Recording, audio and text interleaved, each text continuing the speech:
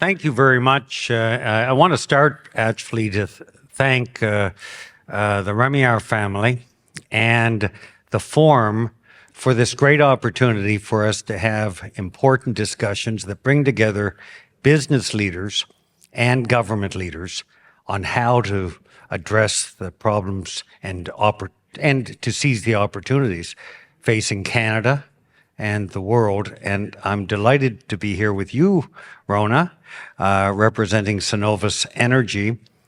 And perhaps for some of the members of the audience, it'd be helpful to give us a very brief overview of how Cenovus sees its role and that of Canada's oil sands in energy transition on the path to net zero. And be very interested in your perspective to kick things off. Yeah, thanks, Scott, because I know there are people that don't believe that an oil and gas company has the right to talk about where we are in the energy transition, and I disagree with that. And I think we'll talk about why I disagree with that over the next half hour. So for those that don't know Cenovus, we're one of Canada's largest oil and gas companies. We have production largely in Western Canada, but also off the east coast of Canada, off Newfoundland and Labrador, some operations in the Asia Pacific region, and we have refining and upgrading in the United States and in Canada. So, we know oil and gas. And in particular, and what usually people globally hear about is the oil sands in Canada. And we are one of Canada's largest oil sands producers in particular. We don't have any of the mining operations. Typically what you see in the pictures are the large trucks in the mines. 80% of the oil sands resource can't be mined because it's not close enough to the surface. So you need to do more traditional drill for it and pump it out of the ground. And so that's all of our oil sands production is this in situ. We inject steam, it loosens the really thick oil that's hundreds of meters underground, and then we're able to pump it back up to the surface. And so that's the majority of our production, and it's also the future of the reserves in Canada. Canada has the fourth largest oil reserves in the world, and much of that, almost all of that, is in the oil sands. You're very involved, Rhona, in the Pathways project and initiative, and that is an industry-led initiative to make Canada's oil and gas sector a strong partner in energy transition to a net zero result. How's that going? And give us a bit of an update as to the scope of the work being done by Pathways. I'm really proud of the work that we're doing with the Pathways Alliance, and I have yet to find something else globally that's as unique. It's 6 of Canada's largest oil sands producers. We're fierce competitors in everything else, but we were very determined that it makes 0 sense for us to compete when it comes to decarbonization.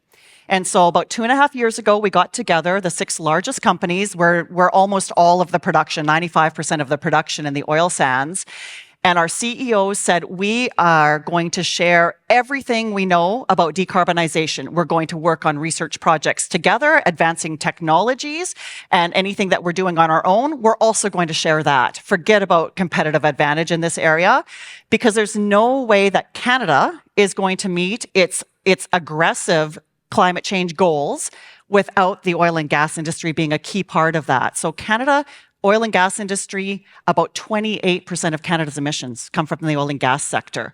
A little bit less than half of that is oil sands in particular. And so what we're doing with this Oil Sands Alliance is that we've set a goal to get to net zero by 2050 from our production. And we're doing it in 3 phases, over this decade, the next decade, and into the 2040s. And we expect to actually reduce by 2030 about 22 million tons of CO2 from the oil sands. And we have 70 technology development projects under the way. A large part of that, though, will be carbon capture and storage. And that's because that is technology that our industry knows well. We have done it for many, many years to enhance oil recovery. We've pushed CO2 underground from different resources to enhance oil recovery. What we're talking about doing it in the oil sands is pure carbon capture and storage. It would stay underground. We know these reservoirs really well. It's our expertise. It's our bread and butter as oil and gas companies. We are blessed in Canada in Western Canada in particular, with the geology that allows us to do carbon capture and storage at a massive scale. And that is a competitive advantage for this country. I truly do believe that in Western Canada, the next boom in oil and gas is going to be the boom that it's going to take for decarbonization. And in fact, for the CCS project alone, and we can talk more about that, we anticipate that on the way to 2030, we will be creating 25,000 to 35,000 construction and other jobs alone just for this massive CCS project. So this is incredible. You think about the technologies that are going to be developed that will be able to be exported elsewhere. It's really an exciting thing to be part of. I think it's been probably maybe as much as 20 years ago when I first learned of Weyburn, Saskatchewan, and carbon capture. And what I understood at the time was that this is a global leader in proven technology around carbon capture. Now, roughly 20 years later, it still hasn't scaled to be a significant part of the global solution. What are the economic barriers to carbon capture becoming a bigger part of the energy transition to net zero solution? And I like that you mentioned Weyburn because we operated that. Our company was the one to first inject the CO2 there underground. We did it so that we're not operating it now. We don't have that asset anymore. But we did it because it made sense. It was being the carbon dioxide was being captured off of North Dakota. Actually, it was a cross-border project, which is really impressive as well, off of a gasification plant in North Dakota as well as a boundary dam electricity plant in Saskatchewan. So the CO2 was getting there to that operation, being injected deep underground to help extend the life of that oil field. So that's why that one made sense. Now, there were some government partnerships in North Dakota to do the capture, because that's the expensive part of carbon capture and storage is the capture. But for us, it made sense because we were able to get additional revenues that more than offset the cost of the CO2 and the sequestration of it from our oil production. The technology is there. It's been there for a long time. And of course, the technology is improving. There are many new companies that are sprouting up. The costs, as you would expect, should go down, although I can talk a little bit about the inflation costs as the Inflation Reduction Act in the United States is drawing so much labor and so many tech companies, and this huge rush for CCS is potentially going to actually cost a little bit more in the short term. But when you're doing pure CCS as a company like ours to address our emissions, that's a great thing, helps our company be sustainable over the long run. That's a true benefit. But these are multi-billion-dollar projects that are going to last for decades, and they have operating costs along with them. It's not just the upfront capital costs. And so what has prevented this technology that has been proven technology from going faster around the world, not just in Canada, but around the world, is really the costs associated with it. So anywhere, when you look at the Netherlands, projects in the Netherlands, in the UK, in the United States right now, the only time that there has been CCS implemented at a massive scale that is not linked to enhanced oil recovery is when there has been significant government and private partnership. And sometimes it's 100% of the operating costs, but generally it's about 3/4 government funding, and then a third, a quarter, depending on where the project is, of companies putting it in. And so for us, we want to do this. The will is there, 100%. We have the experts that know how to do this. Now we're waiting for partnering up with government. Carbon capture and storage is one direction. Carbon capture and utilization is another. Is that part of the economic puzzle that can help make these projects more viable? The use of the carbon that is captured with companies, Canadian companies like Carbon Cure, where they're actually putting the carbon in the cement mix to make better, stronger concrete building products, and help store the carbon at the same time. Is that part of the solution, and should that be part of Canada's industrial and technology strategy around developing our expertise and heft in that area? It most definitely is, and it most definitely should be, and it is. And so, for example, Cenovus and some of our oil sands peers were sponsors, co-sponsors of the Carbon X Prize. And what that was to look for solutions at a commercial scale for products that could be made out of CO2. So, you talk about cement, putting it into concrete. That's very common. Vodka was one of them. That one didn't win, unfortunately. Into vodka, to make vodka. Yes. Intoxicating results. Yes. But, I do think right now, when you think about carbon capture, utilization, and storage, or the CCUS, the U is primarily for using it for enhanced oil recovery. But down the road, as these markets develop for things like carbon fiber, which uses, both petroleum products and CO2 to make lighter airplanes, make lighter electric vehicles. Electric vehicles are very hard on roads because they're heavier than internal combustion engines.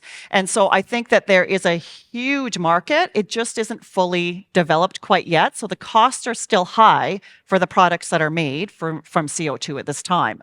But that's today. I mean, when you look out between now and 2050, we have, although a short time to get action underway, a long runway for some of these products to be developed. Where BMO is a bank very focused on sustainability. We are a global leader in sustainable finance and an energy transition. And we're the #1 investment bank in the world in mining, metals, and critical minerals. So we're involved across the whole range of energy transition, from lithium, where we just did the deal with BMO led the deal where General Motors invested $600 million into Lithium Americas. This is a rapidly changing business environment. And it is something that policymakers, I don't know, have caught up to the realities of the market-based economy when it comes to energy transition.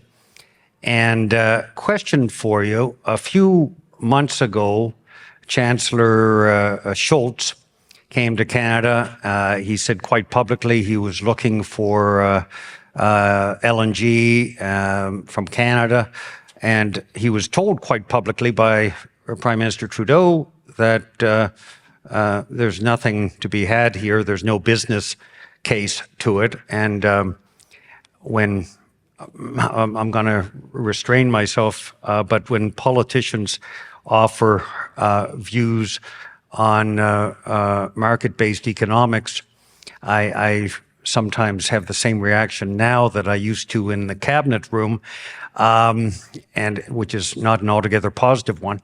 But you are in the real world, in the world of market-based economy. Where's the hard ground on that? And is there an opportunity under the right conditions for Canada to provide, for instance, to a country like Germany, the LNG solutions? And what is holding us back? We have such an abundance of oil and natural gas and every resource. I was just at the critical minerals discussion as well in this country, and we absolutely can be providing that to the world. And it just makes sense. I mean, we can't let perfection be the enemy of good. I've heard that said a few times at this conference already. Right now, we know that there is so much electricity being generated in this world by coal. Canada produces amongst the world's lowest emissions natural gas.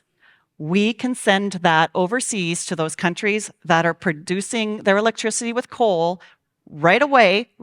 We need to build some LNG terminals, and that's underway, and maybe get a few more pipelines in the ground. But this is an immediate solution. You know, I read a stat, and I haven't double-checked this, so I'm sure somebody will correct me, but that if Canada was to send our natural gas to China and replace just 20% of the coal power in China we would be able to address lower emissions that are equivalent to Canada's total emissions. So we need to think bigger about what our role is in this energy transition. We have the critical minerals here in Canada, as you just heard, that will be able to provide the solutions for everything that's going to be needed for electric vehicles. We've got the natural gas, we've got nuclear technology and know-how.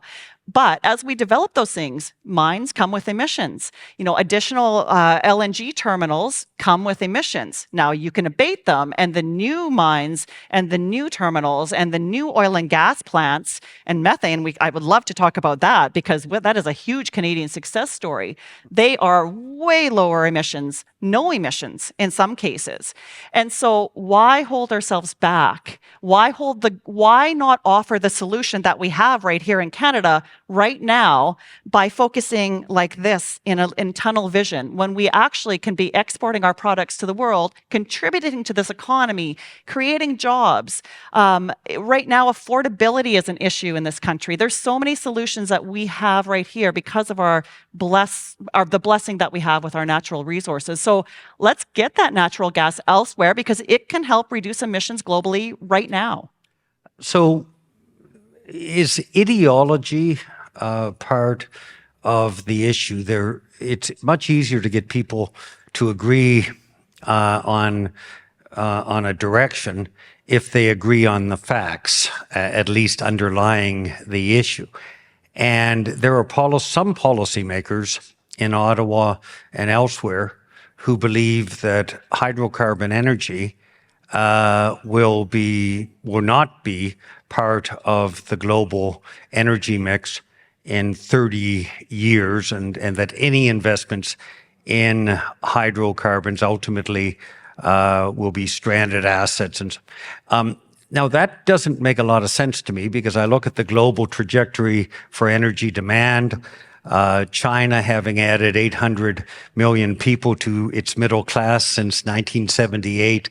India just starting now on an economic trajectory to build a middle class with 1.4 billion people.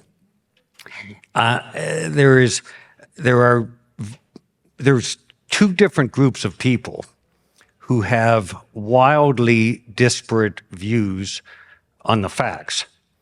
And this notion that hydrocarbons are the enemy and that we, and ultimately need to eliminate hydrocarbons from the energy mix more quickly, may be impeding Canada's role in making more of a difference. And Scope 3 emissions, when we sign the COP agreements along with our other global partners who share with us the objective of tackling climate change, those agreements are written by some people who have spent a lifetime in a different area than just strictly climate change, but have been against the extractive sector and have a bias against traditional oil and gas that may create a different objective for them.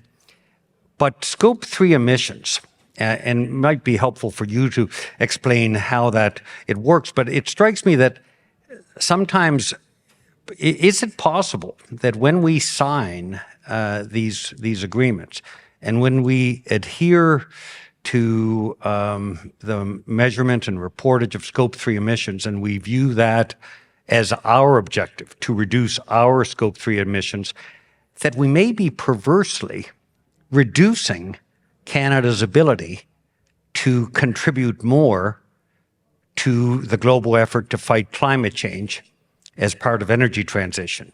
Is that in a way, and one of the issues? So Scope 3 emissions, for those, a lot of you in this room are aware. So Scope 1, the emissions that all of us directly create from our activities, corporations and all of you. Scope 2, the indirect emissions. So for our company, for example, the electricity that we purchase, the emissions from the production of that's Scope 2 for us. Scope 3, the emissions created from the use of our product, primarily. And so, yes, the big criticism is that's wonderful, oil and gas industry in Canada, that you're going to get to net zero, wonderful with your Scope 1 and 2, but 3/4 of the emissions of a barrel of oil come from the end use.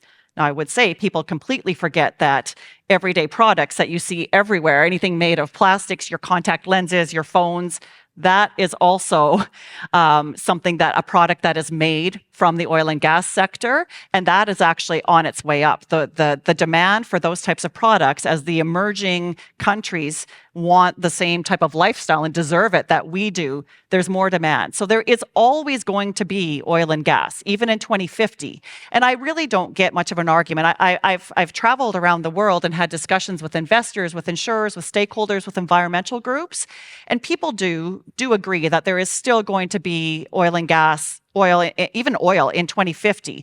The amount is up for debate, I guess, and when the decline is going to start.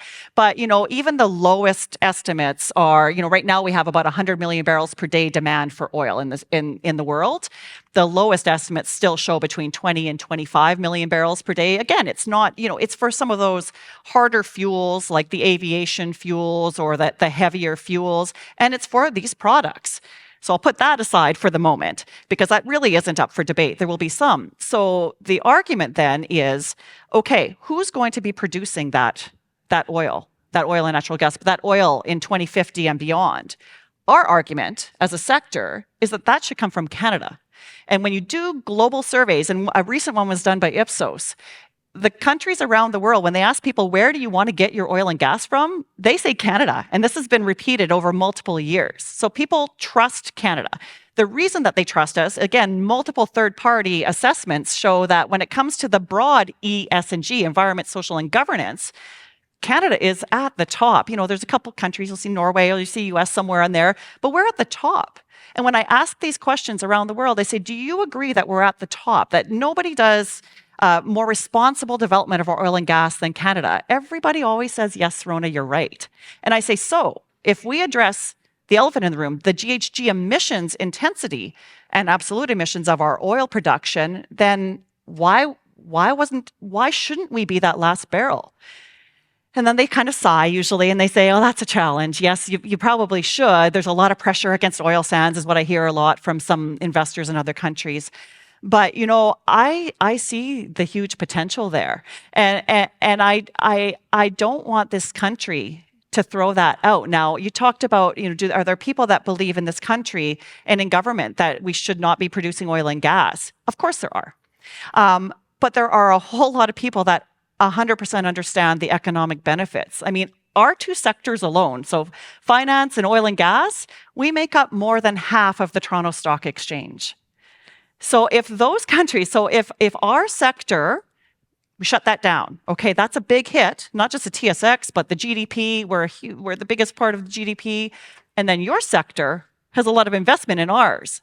What does that do to our economy by shutting it down? And what does that gain for global GHG emissions? Nothing. It doesn't gain anything. Well, in fact, our maniacal focus on the numbers, potentially on Scope 3 emissions as an example, may actually be preventing us from contributing more of the solution. But we do need to focus on Scope 3 because I don't want to disregard that. And as a sector, even though our target is to get to net zero from Scope 1 and 2, because that's in our immediate control, it's harder for me to control each of you and how you're using my product. Should countries like Canada... We're focused on it still. We're investing in initiatives, third-party initiatives. Evoke is a venture capital that looks at that. Clean Resource Innovation Network, Avatar Innovations. I can name a whole bunch that are looking at the end use, and we are supporting that. And we are blessed in Canada. You mentioned this with incredible wealth of natural resources and energy, from uranium to LNG to oil and gas, cobalt, critical minerals, high-grade iron ore, which ought to be considered by policymakers and governments as a critical mineral because you to make green steel, you need high-grade iron ore. So we have all this to offer.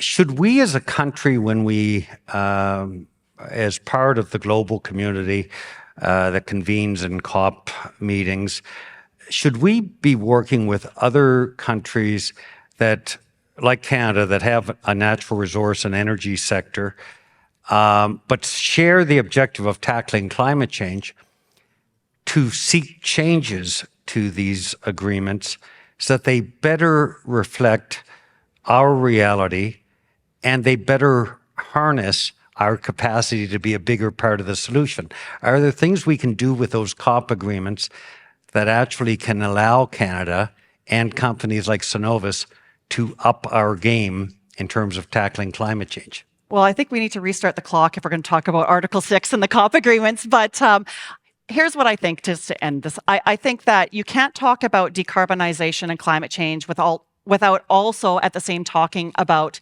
energy security. We know that at a global scale. Many of you are living it, and affordability. And we can tackle it all. In Canada, there is the will. There is no one asking, why should we do this? We're at the stage of, how should we do this? And we need to think big. Canada is a small country globally.